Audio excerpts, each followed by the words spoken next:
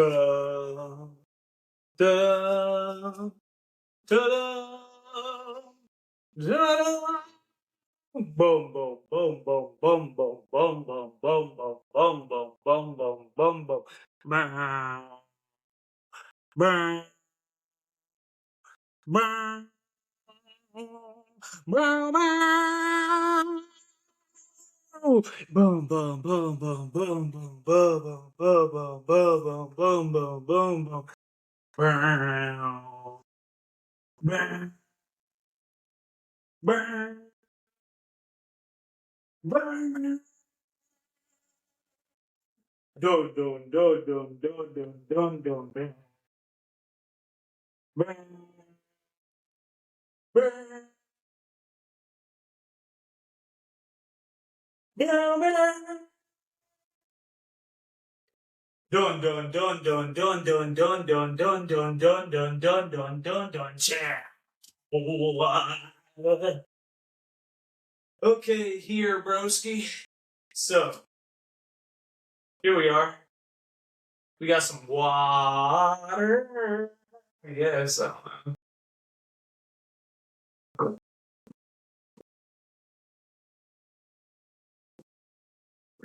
Ah, should have got more of that, honestly. Ooh, that's cold, bruh. That surface level of this is really cold. Like that's like freezing cold, bro. Like what is that about? Ah, hello, broskies. And welcome to another episode of uh,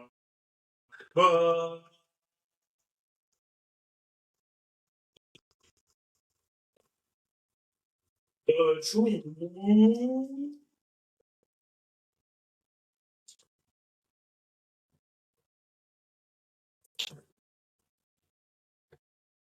Rebellion. No, I am your host, obviously. Duh, you should already know that by now. Joshua Gerald Michael Schutz, also known as King Joshua 777. And, well, there's a reason why we use that. There's actually a double entendre. There's a hidden meaning in there, but it's also just true too, isn't it? So, welcome to another episode of the Truth Rebellion, where we don't bow, we don't break, we just don't give in, man. We just say it like it is. And if it's truth, then we speak it, right? If it offends people, then it's probably true, right? And not only that, but if it offends people, it's probably true. That's true, though, isn't it? Well, I guess it's true, isn't it? And also, so this is the offensive truth. Get it, get it, get it. This is where we offend with the truth, but this is also where the truth goes on its offense. Because we believe here at the Truth Rebellion that the truth is not on the defense, it's on the offense. Truth is an offensive force. That's why it's offensive, right? So we don't bow, we don't break, we don't bend, we don't fold. If in a world where lies are law, truth is rebellion. We don't bow, we don't break, we speak what they silence. That's exactly what it is. So, in this world where we don't bow, we don't bend, we don't break, we are the Truth Rebellion. And basically, mainstream media's rule is that if it's true, then you don't talk about it. If it's true, then it does not lead, right? If it's true, you just never mention it another day. That's how they work. That's how the mainstream news media works. If it's true, you don't talk about it. Whatever's a lie leads. Lies lead. and truth is ignored. That's the way the mainstream news media works. We basically flip that over on itself, and we do the exact opposite of that. Meaning that if it's a lie, we bury it and we expose it. And if it's a truth, then it leads, because this is the truth rebellion. A righteous rebellion against lies, a righteous rebellion against darkness, a righteous rebellion against everything that is a lie. And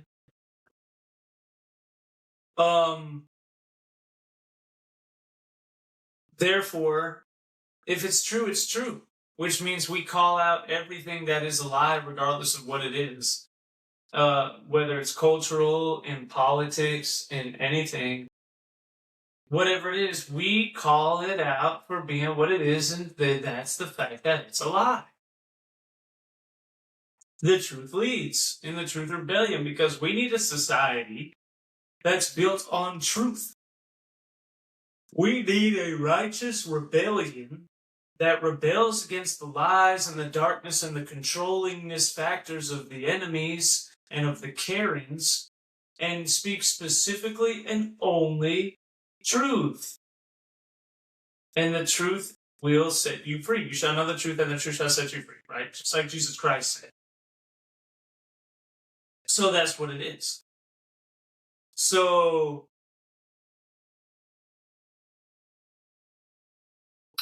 with that being said, that means if it's left wing, right? If it's Nancy Pelosi, then we talk about it and we expose her because, well, she's a liar. And we like truth. And if it's Mitch McConnell, then we expose him because he's a liar. And we like truth. Actually, fun fact is that Mitch McConnell actually was born and raised in a town right down away from here. Interestingly enough, when he turned 18, he left and he moved to Kentucky. And then he started running for political office, and that's how he became Mitch McConnell. I had no idea either. It was interesting to find that out. I said, what? Well, that's not good. Just the sucky thing. No, you're telling me that we're responsible for that clown?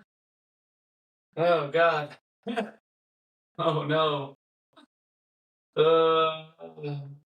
But it's okay because I'm here, so I guess we balance it out. So, what's been happening in the news lately, bro? You see all of this going on. You see Nick Fuentes. That's his name, right? Nick Fuentes. And you see the MAGA Civil War. And you see Tucker Carlson. And you see Candace Owens. And you see Marjorie Taylor Greene. And you see Rand Paul. And you see, all these people. And what is it? So, here's my thing, bro. Here's, you probably already know the story. We already know what's going on with Marjorie Taylor Greene, right? Like, this is MTG crazy, and I said a lot of stuff about her on Twitter. Marjorie Taylor Greene, and we already know the story, right? Since Donald Trump was reelected, since Donald Trump has been back in the Oval Office officially, then Marjorie Taylor Greene has been constantly going in opposition to him over and over and over, right? And she claims she's doing it because it's America first, and other people claim that she is a traitor and she's treasonous, and we know how it goes. And then her and Donald Trump got into it on Twitter. They got into it on X, and they had this big, giant back and forth wrestling match all over everywhere, and everybody saw it and said, oh my God, what is this? Another another fight between MAGAs, another MAGA civil war. Oh no, it's all over, blah, blah, blah, blah, blah, blah, blah. Well, it's not like we haven't heard that one 10,000 times in the last 10 years. It's almost comical at this point. You just don't even pay attention to it. It's become a joke.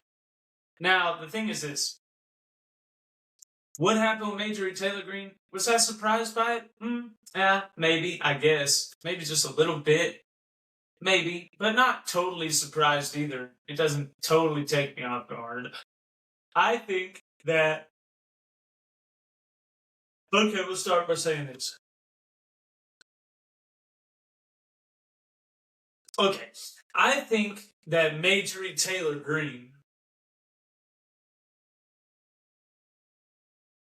wanted to become president of the United States. Right? That's what I think. And I think, and I'm looking at this from a clear political perspective, right? Not looking at this from the idea of, well, I agree with this person, or I agree with this person, or I agree with this person says, or with this person, or that one, or whatever. Just looking at it through the lens of a politician on a personal level. If my name is Marjorie Taylor Greene, and I am in the public spotlight, and I'm a well-known congresswoman, people know who I am, and I've made a name for myself, and I've made a name for myself in the Trump MAGA move, right? And now I see that Donald Trump is in his second term. Donald Trump is not eligible for re-election again, at least as the rules stand right now. If everything was normal and kosher and we didn't have this big giant elephant in the room that nobody wants to talk about called the 2020 election, then by official rules, Donald Trump should not have another term after this. Now, that doesn't mean that they're not going to investigate the 2020 election, overturn the results, and then use it as a core basis for the reason why Trump is entitled to a third term, and also kind of just the fact that, well, he deserves a third term, right, is what they will say. Because we don't even have to have another election. He's not just eligible for a third term. We should just give it to him because he already won it. He's already won 3 elections, so he deserves 3 terms, right?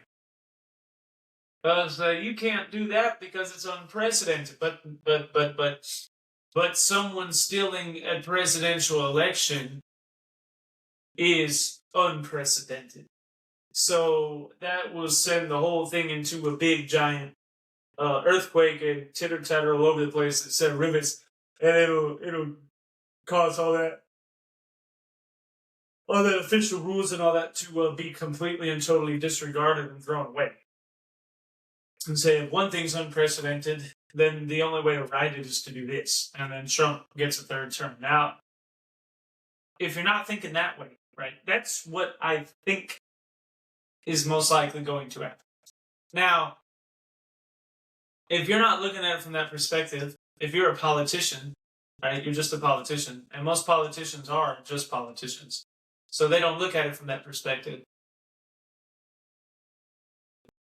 They look at it from the perspective of Trump only gets 2 terms, and that means after this one, then I can run for president, and I can run against him, right? And if you're going to do that from a political perspective, and your name is Marjorie Taylor Greene, or Marjorie Taylor Brown, as Donald Trump likes to call her, you think, I can't be a one-to-one copy of Donald Trump. I can't do that. I can't be a one-to-one copy of Donald Trump. Even though Donald Trump has been wonderful, he's been great, he's been excellent, and he has such a huge fan base and hundreds of thousands of people that show up to his rallies all the time. I can't be a one-to-one copy of him because people like Donald Trump because he's not a one-to-one copy of someone else. Donald Trump is not a one-to-one copy of anybody that's ever come before him. And that's why they like him. They like him because he's Donald Trump. He's not a one-to-one copy of anyone. He's himself. He's Donald J. Trump. So that's why they like him, because he's independent. He's his own person. So if you're thinking on that core basis, like a politician, Major Taylor Greene, then you think, I can't be a one-to-one copy of Donald Trump because I have to be my own person. Trump didn't win that fan base over because he's Trump, but because he's himself, who is Trump. So Major Taylor Greene thinks there has to be a public break where I show the differentiating factors between me and Donald Trump for me to be able to run for president and be able to gain some traction running for president. But I can't separate myself from the core MAGA fan base. But now there's this bigger tent now because of people like RFK Jr. and Tulsi Gabbard and Elon Musk, and the list goes on, that have come over to the Republican Party. And so I can split off from Trump comfortably, still be considered a Republican, even though I disagree with Trump, but not be considered a GOP Mitch McConnell or George W. Bush type, right? This is what I'm thinking if I'm Major Taylor Greene. I could gather the core MAGA fan base that was for Trump this entire time, while picking up that big section there of the RFK Jr., Tulsi Gabbard, Elon Musk voters. And also, I could maybe even scoop in a couple of Democrats. How many of them are left? Really? But, that's the thinking. If I'm a politician, if I'm Major Taylor Greene, that's exactly what I'm thinking. That's what's going through my mind. And so that's what that was. A separation from Donald Trump. Do I really believe that Major Taylor Greene thinks that Donald Trump has turned his back on the American people and blah, blah, blah, blah, blah? No, I don't really believe that. I believe exactly what I just said was the motivation for what began to transue. But what happened from there is that then all of a sudden it turns into this big giant war, and Donald Trump starts to attack her. And I already knew that was going to happen. I tried to say that. I said that all over Twitter. I said, Donald Trump is going to go after her. And if she doesn't realize that, she's kind of dumb. She's kind of stupid. Like, of course she's going to go after her. And then he did. And then you see this thing where you're like, well, and then she starts talking about how Donald Trump was like, she was getting pizzas delivered to her and assassination attempts on her life. Now, and here's my problem with that, okay? Here's my problem with that. Okay. And I don't hate Major Taylor Greene, but I'm just trying to help you understand what I'm thinking right now, right? Like, Donald Trump, when he was running for president in the last term, he got shot in the head. He had a bullet graze him in the middle of a rally. He was literally shot in the head. The bullet grazed his ear, right? And while he's shot in the head, they attempt to murder this guy. Okay, look. Donald Trump has faced more political persecution than any man that we know of in the history of the United States of America. His whole family has faced political persecution. They go after his children. They go after his wife. They go after his everything. Everyone that's ever even been connected to him. Anyone that's had a 15-minute conversation with the guy goes under investigation. They turned his lawyers against him. They turned Michael Cohen against him. They got what Sidney Powell, what's her name? That's her name, right? The Kraken, who turned out to be nobody, who turned out to be a baby, turned out to be a weak human being, and then they got her to turn her back and testify against Donald Trump. And they tried to put him in prison for 700 years. 700 years, over 70 felonies. And they tried to destroy his life. And then they went after Rudy Giuliani, the former mayor of New York City, who was the attorney for Donald Trump, who actually promoted a lot of good evidence in those courts. You know, I hear a lot of people say, where's the evidence? I'm like, do you even watch the TV with your own eyes, with your own brain? Do you even listen to the evidence? And really, in all actuality, I know that you don't. Because I don't need the mainstream news media or a couple of lawyers or some journalists or a couple of judges. I don't need them to interpret for me what was said and what was present in the evidence for the case. I don't need them to tell me what was and what wasn't. I have my own eyes and my own brain and my own ability to read. And when I look at the evidence with my own eyes and my own ability to read, I see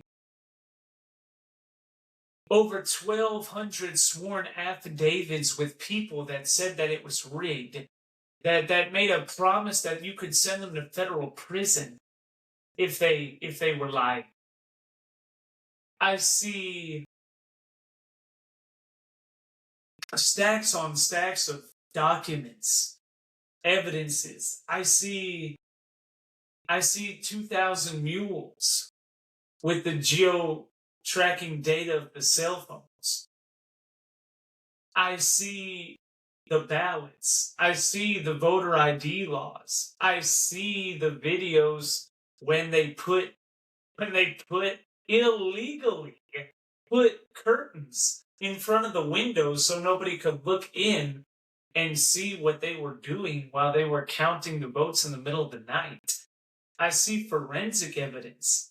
I see evidence stemming all the way back from the 2000 election of people that said that they worked with voting machine companies and they worked with Dominion voting and they saw hacks inside the system, glitches that just turn it by 1 percentile. It's literally algorithmically chosen to turn it by 1 percentile. I've seen the court cases. In the court, I watched the trials with Giuliani. I watched them with my own eyes. I saw the evidence of the witnesses that came. I saw them talk about how the algorithm and prove mathematically and put the chart on the wall in front of the judge and everybody else, in front of the whole world, where it shows that 3 out of every 10 votes disappeared from here, and it was registering at 70% of where it was supposed to register, and they said, well, where are they? And then when you go to the other one, to the Biden one, all of a sudden they're up 130%. They're 30% higher, which is impossible because you can't have 130%. It's not a thing, right? And we've seen where our own eyes, where you're up 900,000 votes in Pennsylvania with 81% of the vote already counted, and then it switches overnight. We've seen it all, and we've seen where there were more people that voted There are more registered voters in Pennsylvania than there was people that have the ability to vote. They had more registered voters than population. Even if you included everybody under 18, you had more registered voters than them, including all people, including people under the age of 18. So, and I've seen the thumb drive cases in Atlanta and Georgia. And the case, they on camera come back and count for 12 hours. On camera. The video's on YouTube. That's how much common knowledge it is. You have video evidence. 40,000, a spike of 40,000 votes for Joe Biden at the exact same time that they take this suitcase of ballots and start feeding it back through the machines. It's illegal to count ballots without a Democrat and a Republican present. You send the Republicans home, therefore it's already illegal. It's already illegal. Done, point blank right there. You do nothing else, it's already illegal. All those votes don't count. Then come back, turn the lights back on and grab suitcases that were hidden under desks, and then pull them out and start counting again with no Republicans present, and then take the ballots out of the other side of the machine and put it back in the machine again and count it a second time, and then do it a third time and a fourth time. All of that's caught on video camera. With a sudden spike of 40,000 votes for Joe Biden, that flips the whole county, which flips the whole state. If you go back, if you don't remember, Trump, that Georgia election was only like 16,000 votes. There were 40,000 just off that. That automatically means, just on that by itself, not to mention everything else, just by that alone, Georgia went to Donald Trump in 2020. So I've seen all that. And that's why I don't need anybody to interpret any of that for me. And you go and you take Giuliani, and then you try to destroy his life because he did his job and he was an excellent lawyer. You try to destroy his life. You try to take his license away.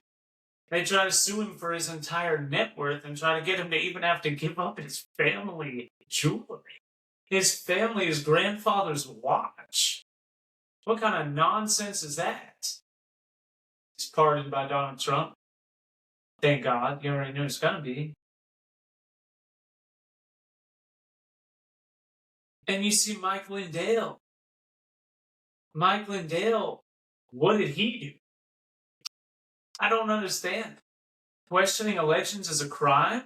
No. Only in third world fascist country banana republics is questioning elections a crime. In the USSR, that would be a crime. In Iran, that's a crime. In Cuba, that's a crime. North Korea, that's a crime. In China, that's a crime. That's not a crime in America. We are the first and last stop of freedom on the entire planet. That's not a crime here. And then you try to take his license, and then Mike Lindell, you sue him for billions of dollars. Like essentially his whole net. How that's even legal, I don't know. And then the Democrats have the audacity, Stacey Abrams from Georgia, who still doesn't admit that she lost the election, the Democrat. She doesn't admit she lost the governor race to a Republican, but she's not charged with election interference. And now Democrats are claiming that Donald Trump's going to use Dominion voting machines to rig the 2026 primaries. They go after Alex Jones for being a supporter of Donald Trump. They go after Project Veritas and James O'Keefe for exposing Pfizer and the Democratic Party.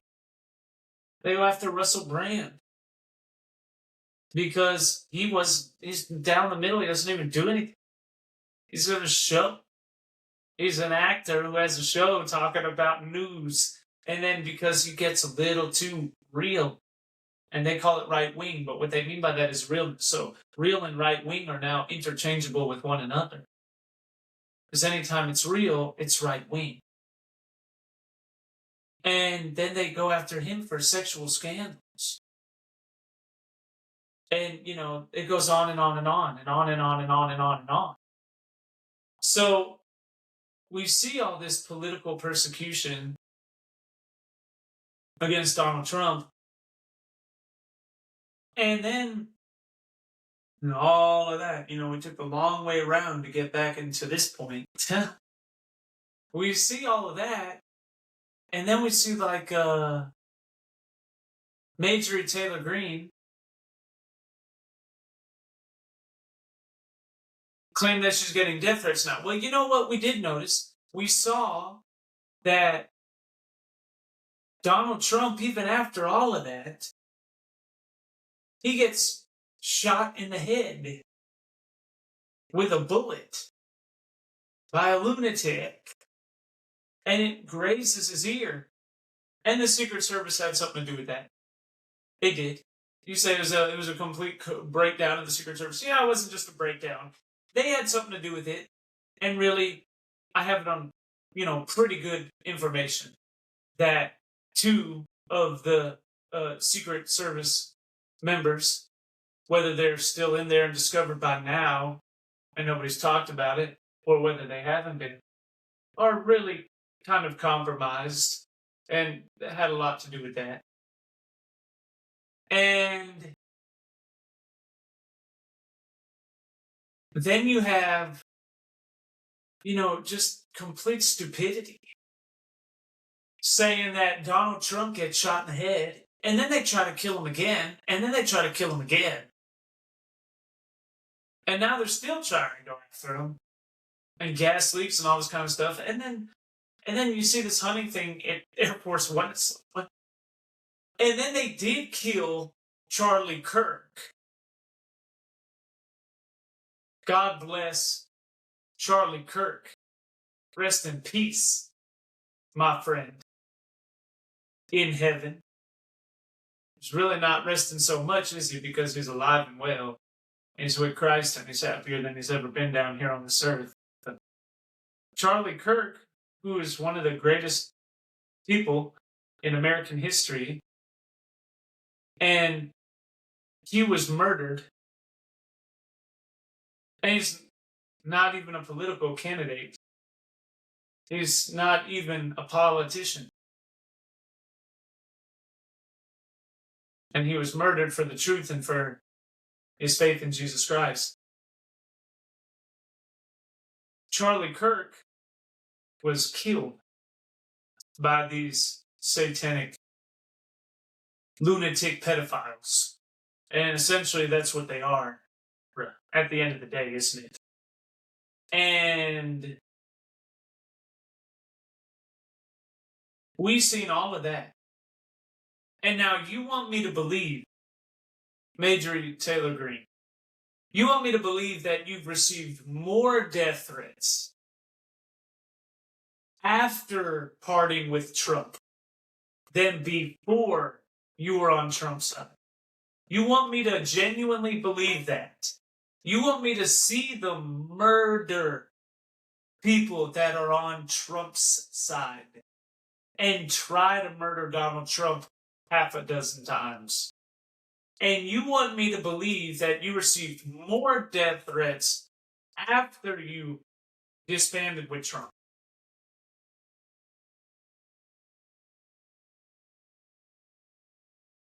I just don't believe that. That doesn't make any sense to me. I can't see that happening. I can't see that as a thing. It doesn't make any sense. And the thing that really makes it not make sense is when you come out and you say that Donald Trump is the reason why they're trying to kill you. That Donald Trump somehow subliminally dog whistled them. You sound like a left-wing lunatic when you say stuff like that. You sound like the nonsense we've been hearing from the communistic demi-com demon crap party for the last decade when you say things like that. You want me to believe that Donald Trump has something to do with those assassination attempts. And I'm not saying that the assassination attempts aren't legitimate or that nobody did anything. I don't know. Laura Loomer seems to think that they were kind of fake and made up. She called the police department and said that they had no idea. They never even heard of anything. They said that just never happened. They don't even know what's going on.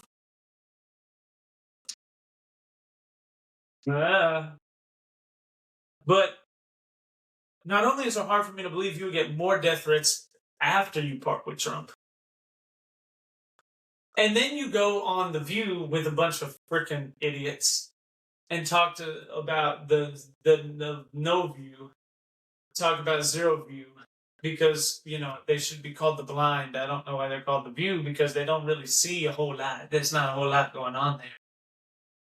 And then you try to apologize on CNN for having divisive metrics with the Republican Party and Republican talking points. Divisive metrics? What does that even mean? I've been divisive. They killed a man named Charlie Kirk. And you're apologizing to them for divisive metrics? Are you out of your mind?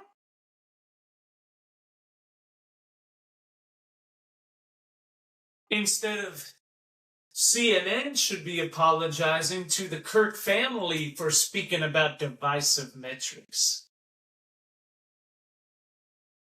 Because in my eyes, CNN and MSNBC and CBS and all of these mainstream left-wing liberal nutcase lunatic mainstream news media companies, who, by the way, are only getting 40,000 views every night. They're getting their backside handed to them by people like Alex Jones and Joe Rogan and so on. Russell Brand. You want me, in my eyes, Charlie's blood is on your hands. It's on your hands. But really, I truly believe that the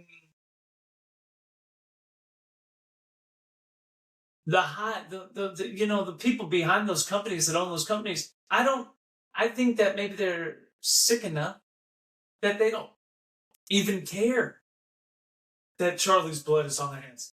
I think that they wanted harm upon him. And they want harm upon me, and they want harm upon Trump, and they want harm upon all of us that do anything that's against the Communistic Party of the United States. And as a result of that,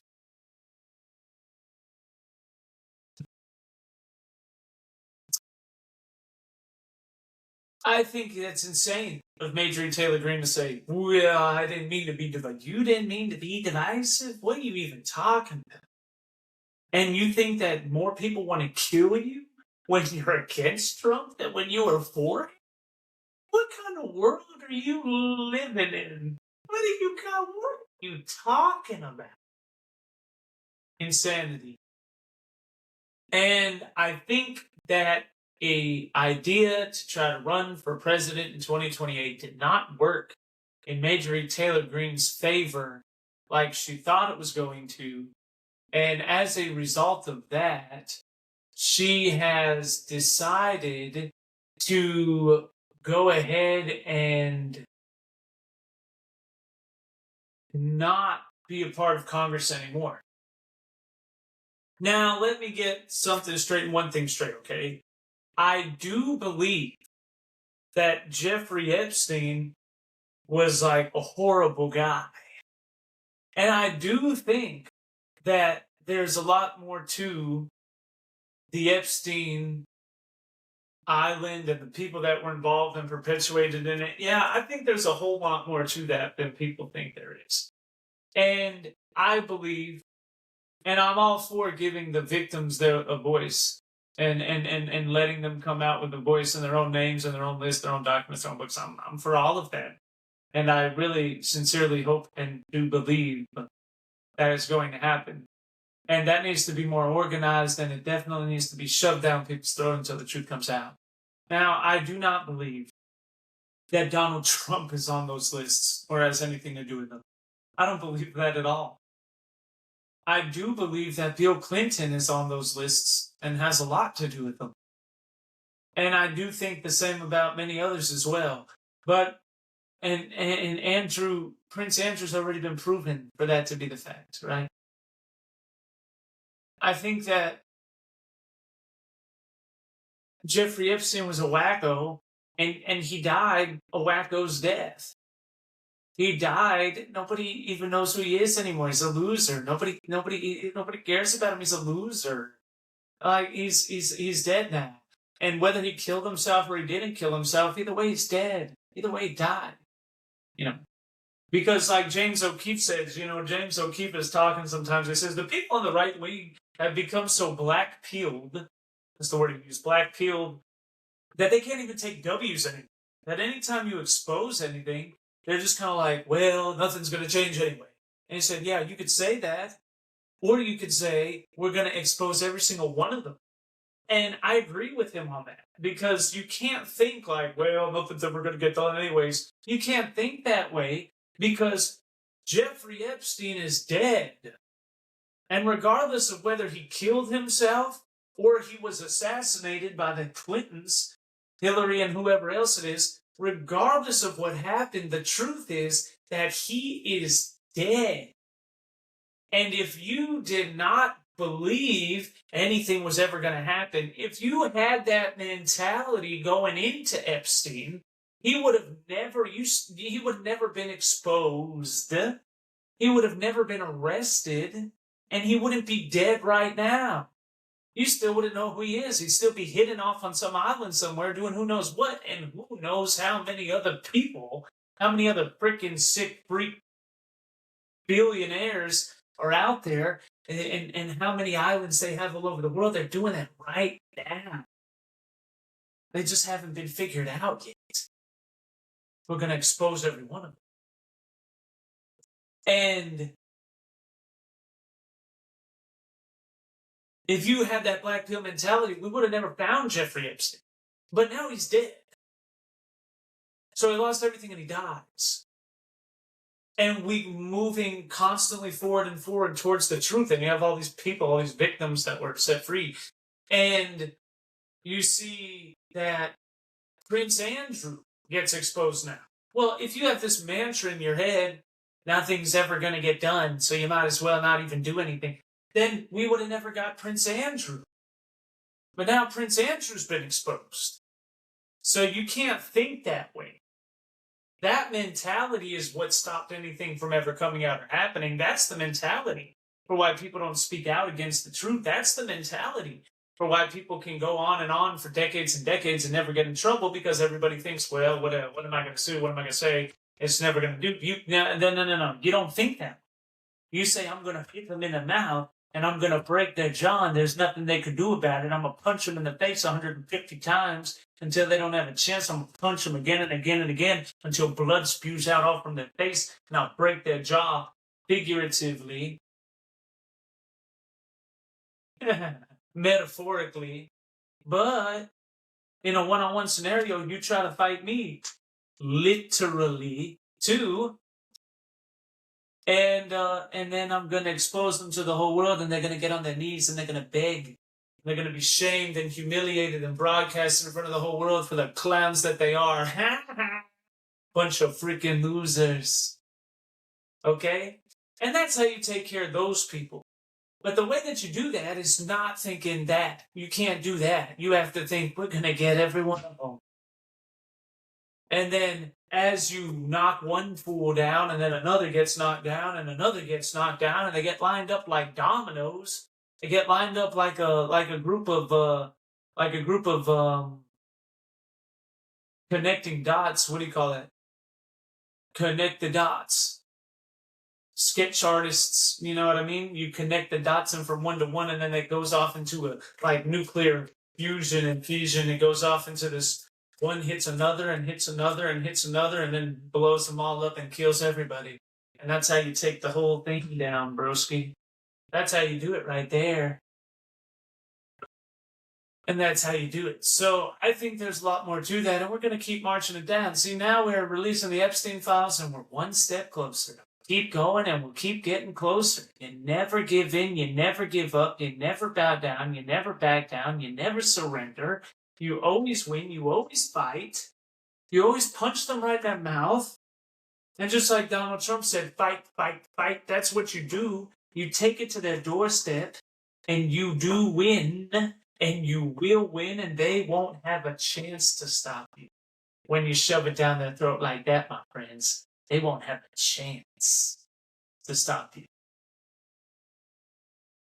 They won't have a chance in hell to stop you.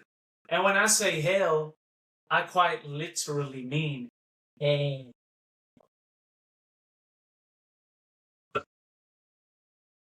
Ain't nothing in hell gonna stop me from doing anything. Ain't no force of the damned gonna stop me from doing anything. the devils will be damned to hell. They ain't never gonna stop me. They ain't gonna stop us. Praise Yeshua. Praise Jesus Christ. And so I'm not against Marjorie Taylor Greene speaking with the victims of the Epstein files and with the victims of all these other things. I mean, why would I do that? I think that's wonderful. I think that's excellent. I think she should do that more often. Yeah, or maybe not just her. I think everybody should be doing it. I think that's like a thing that everybody should be doing. Yeah, I mean, duh. I mean, I gotta be a genius to figure that one out. And but I don't think that's why she split with Donald Trump. I think that was more of a political front for her. It's a convenient talking point, just like it is for the Democrats, who never said anything about the Epstein files until Elon said Donald J. Trump's on them. And I love Elon. I love Elon, but seriously though, he's a little crazy. It's a little too much, He's just mad and he's trying to throw a frenzy. And he apologized for it afterwards. And I don't think that I know that Donald Trump's not on the Epstein files. And then they come out because you said that, Elon, they came out and then they came out like months after that and then said that you were on the Epstein files. And that was all over the news and everything. Oh, Elon's on the Epstein. And we know that's not true. We know Elon's not on them either. But, it's just ironic. It's just funny. It's just like, Elon, maybe you think to yourself, they would say I was on there. Maybe they're just saying the same thing about Donald Trump because they don't like us politically. You know what I mean? The Clintons, I think, are on the Epstein files, and there's who knows who else is on there.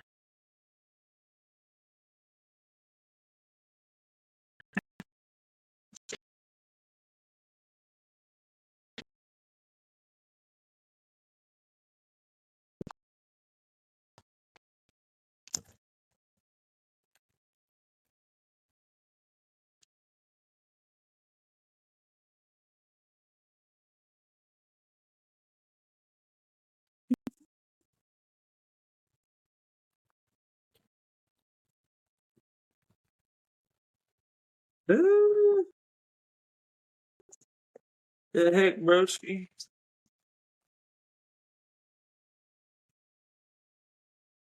Oh my goodness. Well, we're gonna have to cut that out. Whatever. Who cares? We'll fix it later or whatever. I don't think Trump's on the Epstein files. I don't think Elon's on the Epstein files. I think that's a load of crock. Obviously. I also think that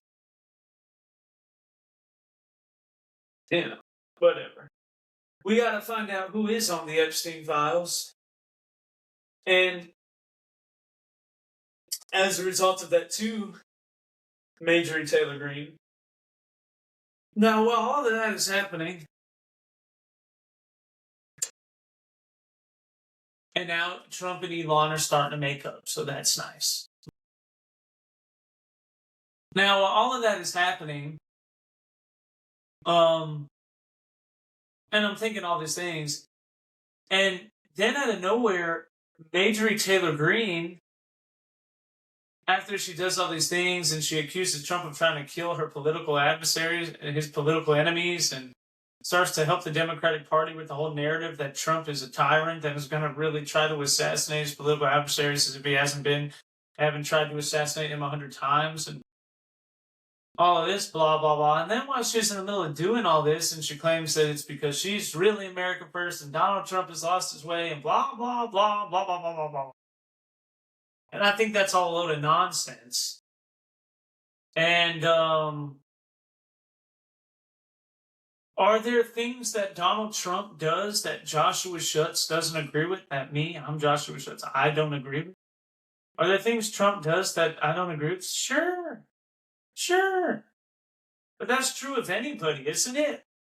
Me and Donald Trump are not a one-to-one copy of one another. Just like Elon is not a one-to-one copy of me or Donald Trump either. And none of us are a one-to-one copy of Alex Jones. And none of us are a one-to-one copy of Ron DeSantis or Kerry Lake or James O'Keefe or Tucker Carlson or Candace Owens or whoever else, right? None of us are one-to-one copies of one another. That's humanly impossible. And in fact, if you are that way, it's because you're a people-pleasing clown who doesn't have the ability to speak up and say what they really think for themselves, and they need somebody else to like them and like their opinions and their views, and they try to be a chameleon and blend in with everybody and not be their own person and not have their own views, right? It's kind of cowardly. But I agree with Donald Trump. Me and Donald Trump are far more aligned than I've ever been with any president in the history of the country. Me and Donald Trump probably agree on 90% plus, 90 to 98% we agree on everything. And I feel that way with most other people too in the right wing. And, I agree with 99% of everything that Donald Trump is doing so far. I don't like the HB1 visas because that's what they're talking about. It brings in these Chinese foreign exchange students. Okay. And I understand where you're coming from when you say that, right? Because, I've been to a lot of universities around here, and I see the Chinese students everywhere, and you see all these foreign exchange students, and they take all of your degrees, and then they take your jobs. I don't hate foreign exchange students. I've met many foreign exchange students. A lot of them like me. A lot of them are my friends. I don't blame them for trying to get a better education in another country. But the problem is that it's a national security risk. It's the fact that it's not that you're trying to, personally attack any of those individuals. It's that China takes advantage of the fact that that's an open door, and then what they do is they grab a whole bunch of communist agents of the deep state in China that have all been trained for who knows how long, ever since they were a kid, to be a communist agent and infiltrate other countries and infiltrate their governments. They go and grab a bunch of spies, and then they have an open flood door right into the United States of America through a foreign exchange program. So they send them to your colleges to infiltrate your colleges, by the way, which is the reason why all of your colleges are a bunch of communist utopias and why they're out there shooting people like Charlie Kirk. And then from there, they go and they take the degrees, and then they become the professors, and they continue to infiltrate the country as a whole. Education is already talked about. It was in the 4 levels of infiltration that was given to us by ex-Spetsnaz back in the 1980s when he came to America. Yuri, and then he went and he talked to Ronald Reagan, told him this is how they're going to infiltrate the United States of America. And he said it word for word, 4x4 list, and every single thing that he said has come to pass thus far because they're infiltrating the United States. And they use foreign exchange students to do it as well. And that's not just the only application that they do. They use many applications under the table, but that is definitely one of them. And that's why people don't like the H-1B visas, right? And also, it's just like, your own family is worthy of everything before anyone else is. Your own kids deserve to eat the food in your fridge and sleep in your bed and use your electricity and watch your TV and have everything in the house belongs to them because they are your child. That's called being an heir to the throne. That's called the bloodline of royalty. That's called family. And is number one, first and foremost. Then, out of your overabundant kindness, if you so choose, you give and help to other people, right? When your friends come over and you let them into your house and you let them eat some of your food and you let them watch some of your TV, they don't own anything in there. You give it to them as a friendly exchange. And if they're really a friend, you don't have a problem with that. And then they take you to their house and you do the same. And that's what we call a trade deal, a trade agreement, right? And that's great. But what you don't do is you have someone that hates you and hates your family is planning to come in and kill and steal and murder everything from you, so you just invite them into the house and let them chill there and do whatever. No. And so when you have people that are from other countries that are benefiting more off of the opportunities from the people that are from this country, you have a problem. People in this nation should reap the harvest and the fruits and the results of this prosperity and the opportunities of this nation more than anybody else in the entire world. That shouldn't even be a controversial statement. That should be a common sense statement. If you have a nation at all, that is a common sense statement. If your tribe hasn't been infiltrated, that is a common sense statement. If you are Americans and it's your country and your nation, then that's not a controversial statement. Only if you've been brainwashed, subverted, and you're not given a voice because they've already infiltrated and are now speaking on your behalf for you. 50% of the time, that's the only way it's not a common sense statement. Americans come first. American citizens come first. Point blank range, period, facts. That's obvious. That's what the whole thing is about. That's what Trump is all about. That's what MAG is all about. That's what Make America Great Again is all about. You see the whole nation frying up in a kettle and say, no. Enough of this nonsense, this mess. Enough is enough. Okay? So that should all come first. Now, when your own people are succeeding, when they're going to the universities and they're getting the opportunities and they're getting the best jobs and they're becoming all that they can be and enjoying the rich prosperity in this nation, then you can help with HB1 visas and foreign exchange students and legal immigration and so on and so forth and everything else. And there's also, there's also room in that world for people having to understand the opportunities that they have living in the United States of America and to take advantage of them as well. But on the other hand of that, schools have become such indoctrination boards that I'm more like on the swing with Charlie Kirk, where he talks about These people almost have to compromise their morals and values just so that they don't fail a class in college, and that's not an option. They can't do that, so you have to stop. You have to reprogram your colleges to be educations and not indoctrination camps. Otherwise, your college is worthless and it's pointless. You might as well just take it off. Might as well not even have them. Right? Or might as well remove the fact that you need a degree to do any job, because in all actuality, you really kind of shouldn't, should you? And so I understand all that. And then you go to the HB1 visas and you look at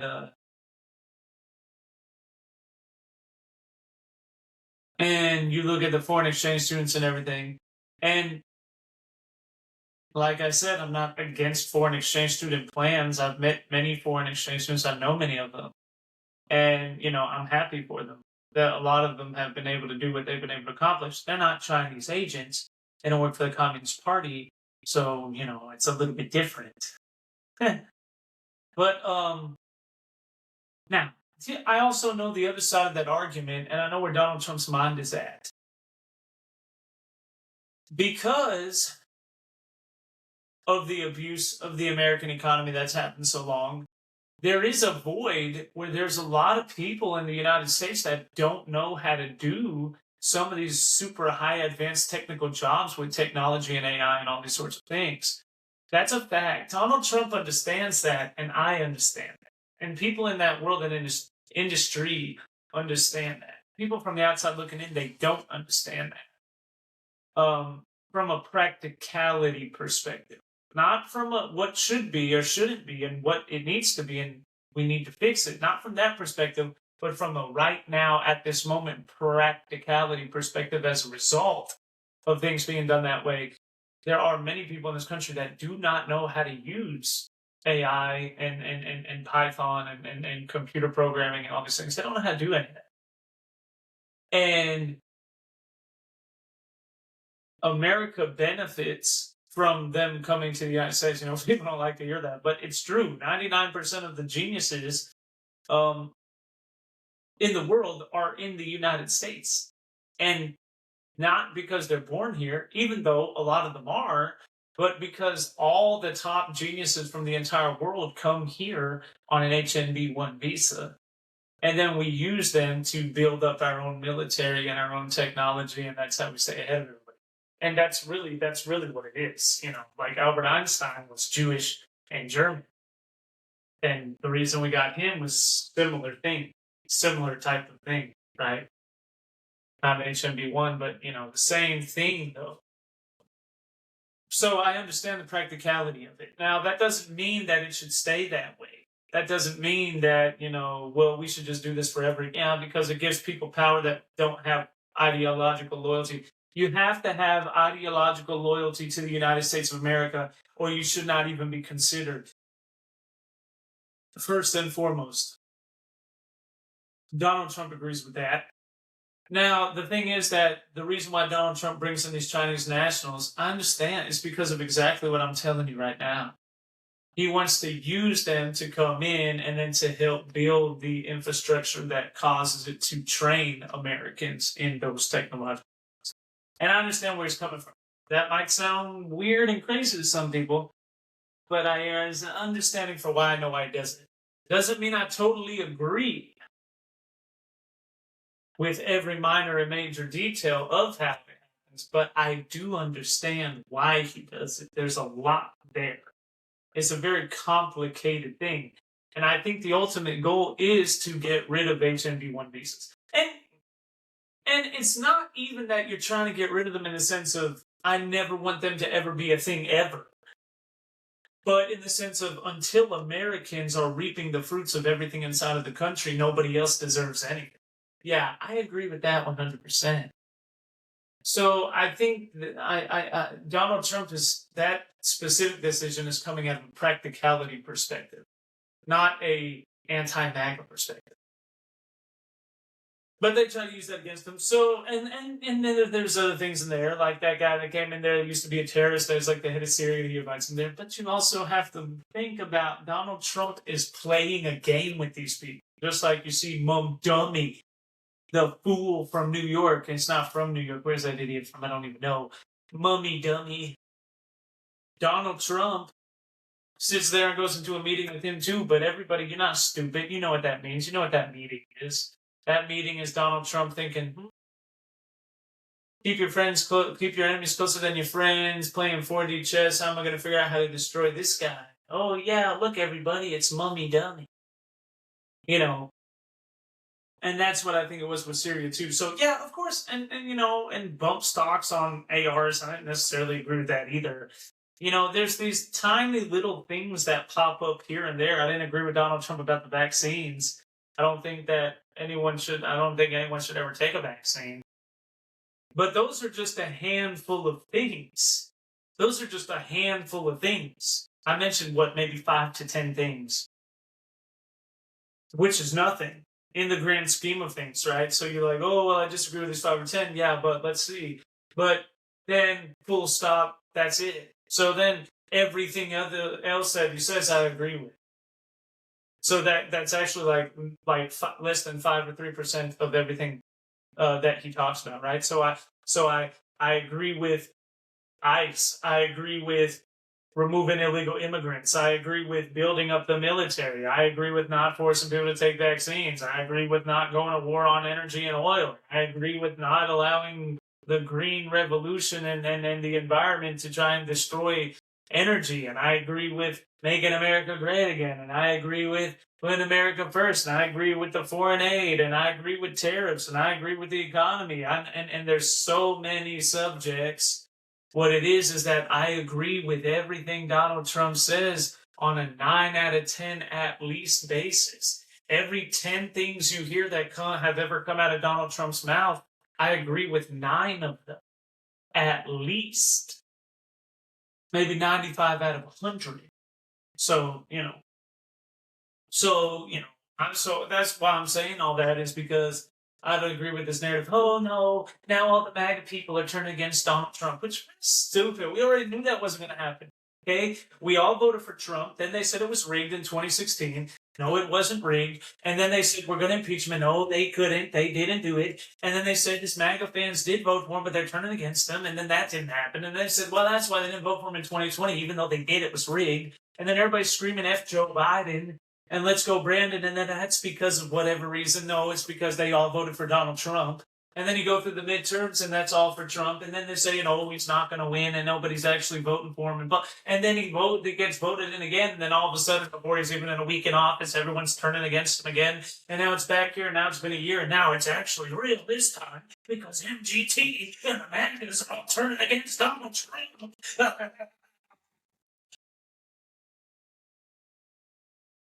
And it's a load of crap. It's a load of crock. It's a load of nonsense. No one's turning against Donald J. Trump. Vote for him for 3 terms. And really, I think he should have 4 terms. Because we gotta make America great again.